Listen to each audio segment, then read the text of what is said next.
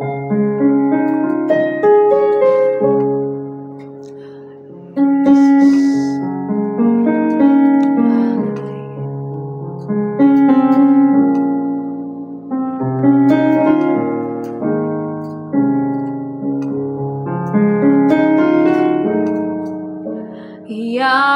Tuhan, tiap jam ku memerlukan-Mu.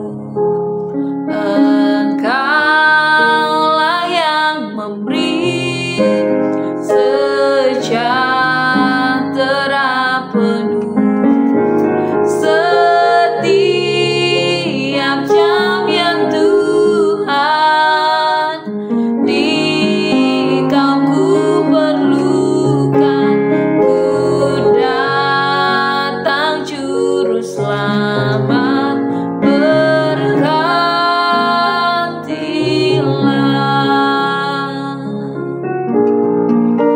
Ya Tuhan, tiap jam ku memerlukan-Mu.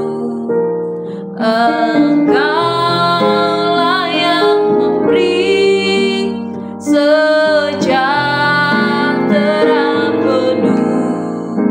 Setiap jam ya Tuhan, di Kau ku perlukan, ku datang juru selamat, berkati. Setiap jam ya Tuhan, di Kau ku perlukan, ku datang juru selamat, berkatilah.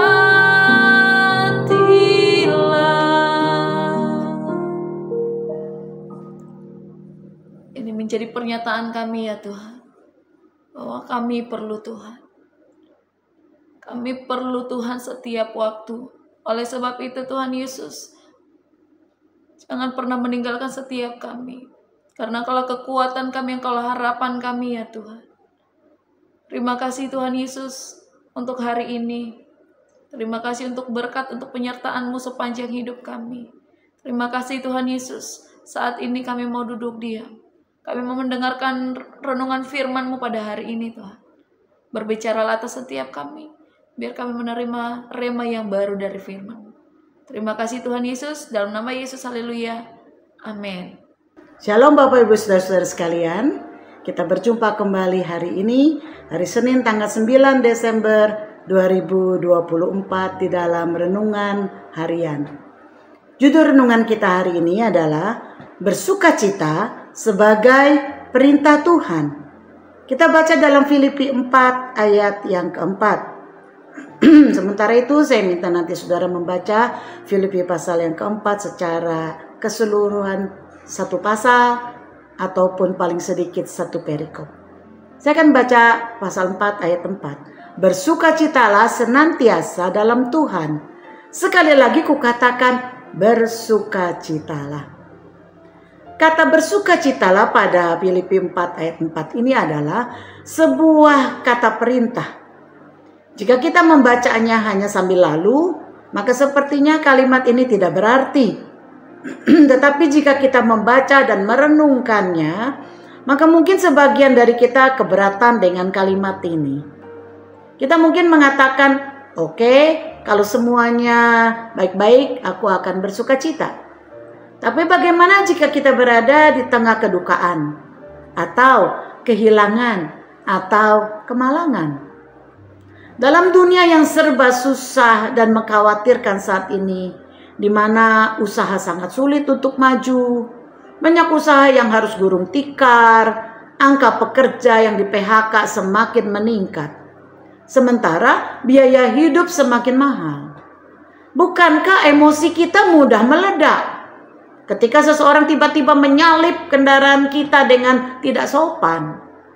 Anak-anak yang nakal dan membuat rumah berantakan, bukankah seringkali menghilangkan sukacita kita? dan sulit kita untuk mengontrol emosi kita. Bagaimana kita bisa tetap bersuka cita? Mungkin kelihatannya hal yang wajar jika kita sulit untuk bersuka cita ketika kita melihat keadaan yang ada.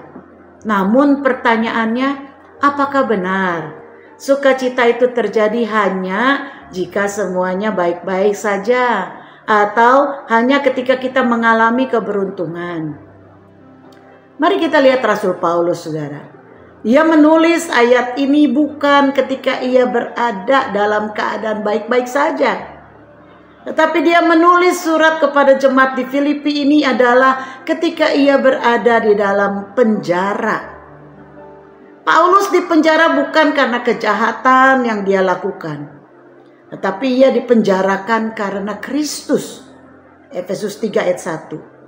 Di dalam penjara, Paulus bukan saja bisa tetap bersuka cita, tetapi ia malah menasehatkan agar orang Kristen senantiasa bersuka cita. Filipi 2 ayat 17b sampai 18 mengatakan, aku bersuka cita dan aku bersuka cita dengan kamu sekalian. Dan kamu juga harus bersuka cita demikian. Dan bersuka citalah dengan aku. Nah saudara, mengapa kita harus bersuka cita, saudara?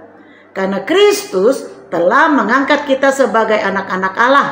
Dan melalui pengorbanan Kristus, kita dimasukkan sebagai anggota keluarga Allah.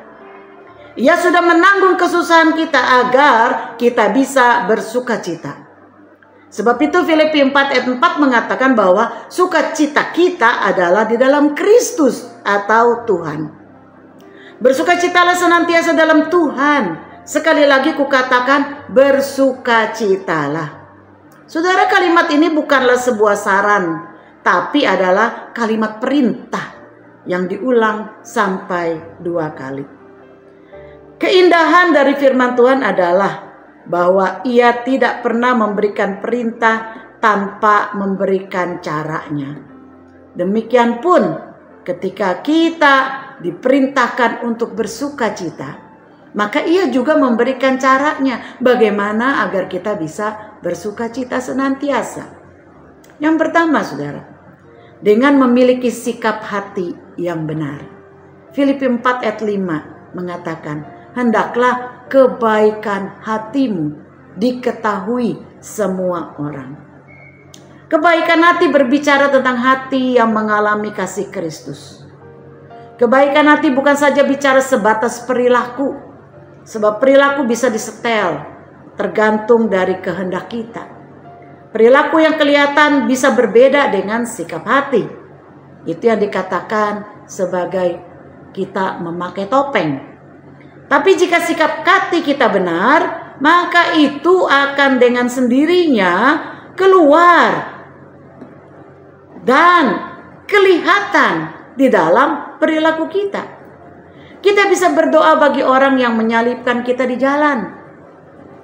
Mungkin dia sedang berada dalam keadaan darurat.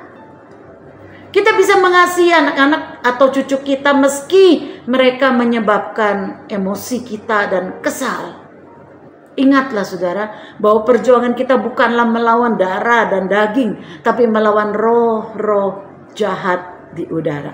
Efesus 6 ayat 12. Iblis selalu berusaha untuk merenggut dan merampas sukacita kita. Yohanes 10 ayat 10. Yang kedua, saudara, bagaimana agar kita tetap bersuka cita senantiasa? Dengan memiliki cara pandang yang benar.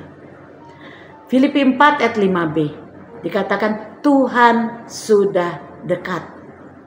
Dalam 2 Raja-Raja 6 ayat 15 sampai 18 diceritakan bahwa pelayan Elisa satu kali panik dan takut karena dia melihat pasukan tentara dengan kuda dan kereta telah mengepung tempat mereka. Namun Elisa mengatakan, jangan takut, sebab lebih banyak yang menyertai kita daripada yang menyertai mereka. Lalu Elisa berdoa agar Tuhan membuka mata rohani dari pelayannya, dan akhirnya dia terbuka matanya dan dia melihat bahwa gunung tersebut penuh dengan kuda dan kereta berapi yang melindungi mereka di sekeliling Elisa. Bapak Ibu Saudara, seringkali kita khawatir sehingga hilang sukacita kita karena kita hanya melihat apa yang dilihat oleh mata jasmani kita saja.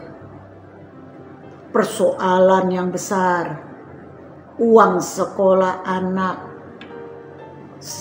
sedangkan uang kita terbatas, belum dapat jodoh, padahal usia sudah cukup dewasa. Anak-anak yang merongrong, sakit yang tidak sembuh-sembuh, dan lain sebagainya. Firman Tuhan mengatakan, jangan khawatir tentang apapun juga, tetapi serahkanlah itu kepada Tuhan, sebab Dia yang mempedulikanmu. Ayat ini tidak bisa ditawar lagi, saudara. Kekhawatiran tidak akan bisa membuat kita maju ataupun menyelesaikan masalah kita. Yang ketiga, saudara, bagaimana agar kita bisa tetap bersukacita? Dengan memiliki doa yang benar. Filipi 4 ayat yang ke-6. Jika kita khawatir, dikatakan berdoalah dan yakinlah bahwa Ia yang telah menyerahkan anaknya yang tunggal untuk mati bagi saudara dan saya. Masakan Dia tidak mau menolong kita dalam kebutuhan kita atau menjaga kita dan melindungi kita? Satu hal yang seringkali dilupakan orang adalah mengucap syukur. Jika kita sudah menyatakan segala keperluan kita kepada Tuhan, mulailah untuk mengucap syukur, sebab ada kuasa di dalam ucapan syukur. Apa perenungan kita hari ini, saudara? Miliki sikap hati yang benar, cara pandang yang benar, dan doa yang benar. Dan bersukacitalah di dalam Tuhan senantiasa. Mari kita berdoa. Terima kasih Tuhan untuk firman-Mu pada hari ini. Terima kasih kami boleh dikuatkan kembali. Engkau mau kami tetap bersukacita apapun yang keadaan sedang kami hadapi. Kami percaya bahwa kami harus hidup dengan iman, bukan dengan penglihatan. Dengan iman kami yakin Engkau tidak pernah meninggalkan kami dan Engkau sanggup menolong kami. Itu yang kami yakini.